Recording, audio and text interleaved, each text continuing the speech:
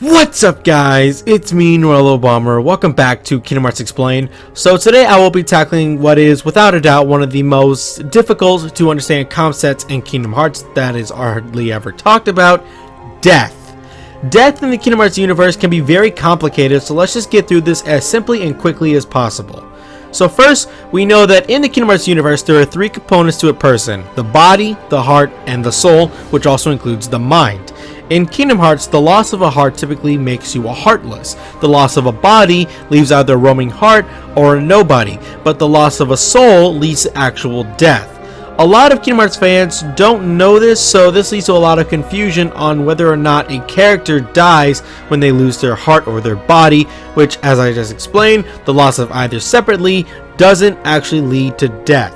Now, typically when a character dies, the body disappears and their heart gets released. This is because of the loss of the soul. The soul of a person in Kingdom Hearts is almost as complex as the heart itself, and to make matters worse, it's rarely ever talked about.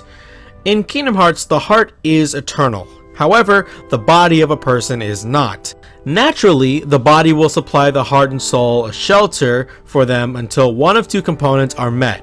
One, the body reaches its natural lifespan and dies, which would also lead to the soul's expiration, or the body expires due to outside causes / the heart leaves the body forcefully. The soul gives the body life in order to complete the heart's command. Now, because typically when a person dies, their body disappears, there's talking whether or not things like Sora becoming a Heartless should be considered his death. No.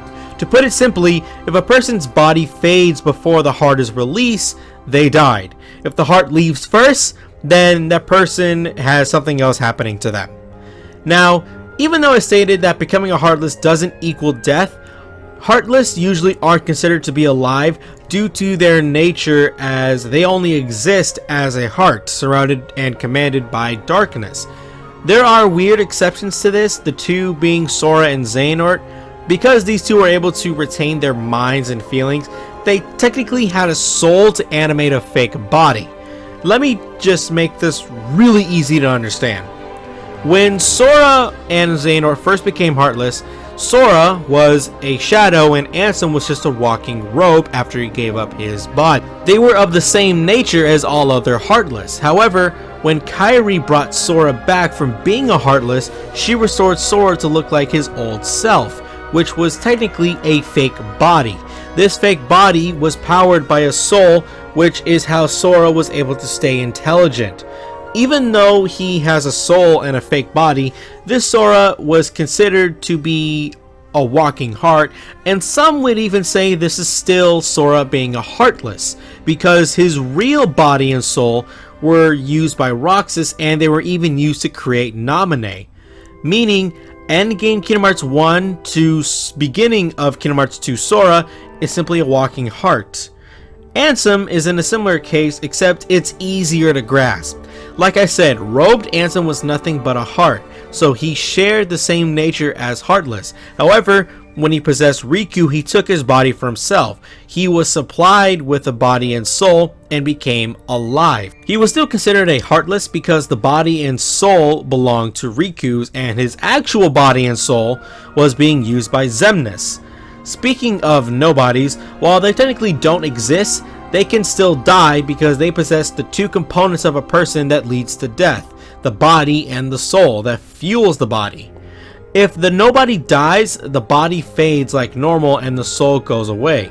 So people like Xemnas, Vexen, and Lexius, they all actually died. Another thing is that the soul could exist by itself, but it requires very strong feelings and something to reanimate. A prime example is the Lingering Will. When Xehanort thrusted his heart into Terra's body, Xehanort took over his body and shattered his heart, and his soul was in possession of that body. However, Terra's rage was strong enough to animate his suit of armor with his mind. Terra's mind essentially gave the suit of armor a soul, but since it was truly only fueled by a mind and didn't possess a real body or even a heart, the Lingering Will is not considered to be alive, as the body is commanded by the heart, but Terra's suit of armor had a literal one-track mind. get revenge on Xehanort and hold contempt for him and protect his friends. This is evident first in Kingdom Hearts 2 when the Lingering Will only chooses to fight Sora because he mistook him for Xehanort and stopped fighting him once he could sense Ven's heart inside him. And when you choose to challenge the Lingering Will again, he states he has nothing left to give Sora except contempt for Xehanort. This is evident a second time in Kingdom Hearts 3, when the first thing Lingering Will does is protect Ventus, but as soon as Ventus and Aqua were confirmed to be safe, the Lingering Will sets his sights on Xehanort, not even parting words with Aqua or Ventus or even acknowledging them after they were safe. Now we have gone over what the soul does when it dies, fade, and what does the body do when it dies? It also fades, but what about the heart? As I stated, when someone dies in Kingdom Hearts, the heart leaves only after the body fades first, but where does it go? We have seen it go to one of 4 different places: the Dark Abyss, the Final World, Kingdom Hearts itself, or another person. The Dark Abyss is the realm of darkness and is considered to be not only where hearts come from, but where they will all eventually go. When a person dies, a special Heartless known as a Lich will come and guide the hearts to the Dark Abyss. This Lich isn't meant to capture hearts in order to reproduce more Heartless, which is the mindset of all other Heartless, but instead it is only meant to usher those hearts into the Dark Abyss. Now, when a heart makes its way back into the Dark Abyss, it will essentially stay there forever unless it can be saved or picked up by something or someone.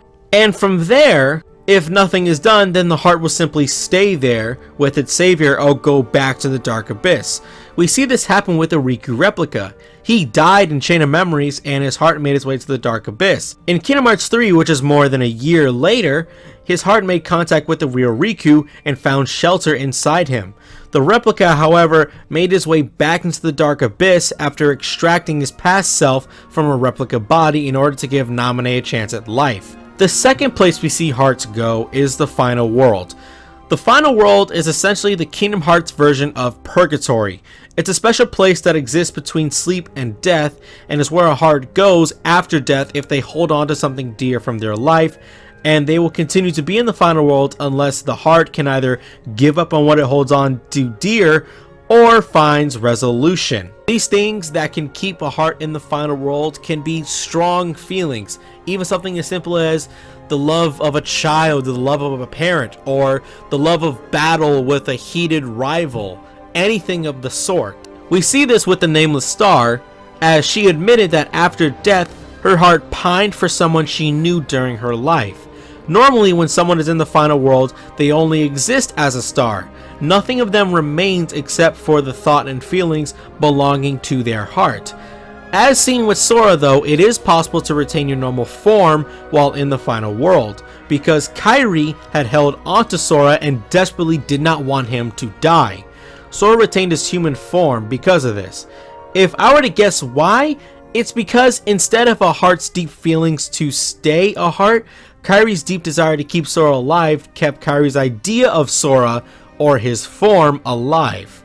Now, Sora wasn't completely alive because of this. In all honesty, he was mostly dead. Sora was able to find pieces of himself to regain his body and soul and be fully alive again. The third place hearts can go to is Kingdom Hearts. Kingdom Hearts, as I stated in my Kingdom Hearts Explained video, can absorb people's hearts. We see this happen at the end of the Keyblade War. Kingdom Hearts will naturally absorb the hearts of people and add the heart's light to itself. Now, as far as a heart after death finding its way to another person, we only see this truly happen once. When Ericus died in his Birth by Sleep, his body and soul faded, but his heart found refuge in his pupil/surrogate son, Terra. Now, Ericus was still technically dead, even though he shows up in Kingdom Hearts 3 after the defeat of Xehanort. His heart leaves Terra's body to convince Xehanort to hand the Keyblade over to Sora. While he was doing this, his heart manifested a phantom body, which allowed him to talk to Xehanort and interact with Terra, Ventus, and Aqua. After this, Xehanort succumbs to his wounds from fighting Sora and is guided by Ericus into the afterlife. We see his body fade along with Ericus' heart. Now, I'm guessing that Ericus and Xehanort's heart were absorbed by Kingdom Hearts, as it was still opened by Xehanort before he died.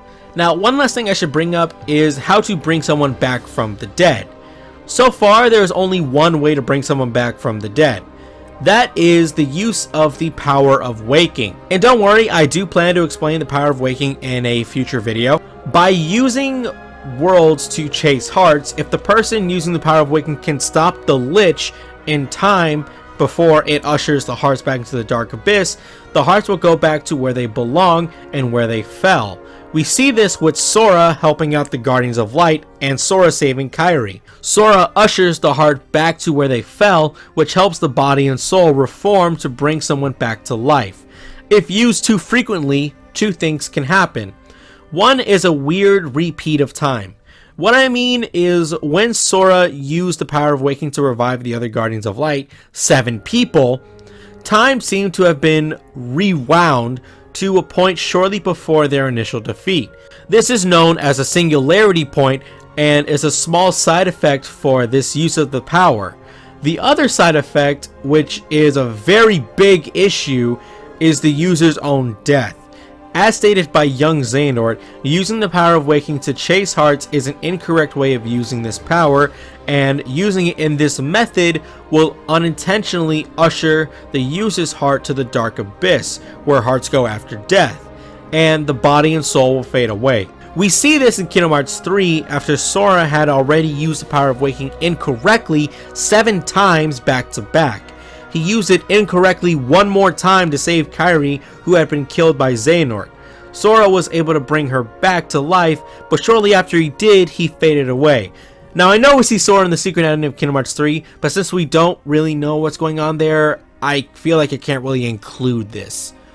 But that's it for you guys today. I hope you guys enjoyed this and found this video to be very informative. My brain is smoking right now. Seriously, a Kingdom Hearts explained and then Death explained. Seriously, I need to go back to making theories. But seriously, hope you guys enjoyed this. I hope you guys rate, comment, and subscribe. Check out my Twitter and my Twitch. Check out my Discord. I will leave a link to that in the description below. This has been Noir Lilbomber, and I'm out.